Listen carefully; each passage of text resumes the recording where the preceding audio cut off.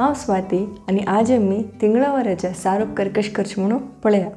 मस्त नमुन्याच्यान धान यूज करून सारूप करीत बीसी जेतना बिकण धाडून घालारी सारूप करानिके रुची जाता. 2 नमून पण घाल्यात लसण पण घाल्यात ना जाल्यार हिंगू ससम करबेव सुकी मिरसांगी पण घाल्यात.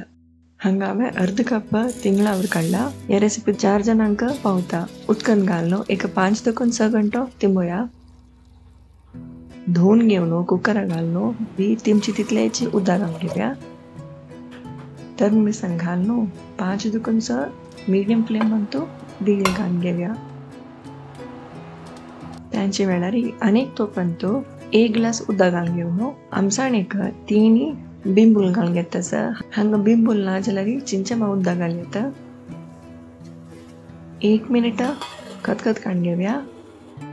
प्रेशर सोडली नंतर त्या कुकर आशिल्ल्या बी हंतो तोपर्यंत रितून घेवया आणि रुचीक 1 टीस्पून मीठ आणि सन्न उजेरी एक 5 मिनिट खतखत काडून घेवया. हांगा दवलान तूं बी चिके मोव करून घेतस. अशें केल्यार सारूप करचिके दाट जाता.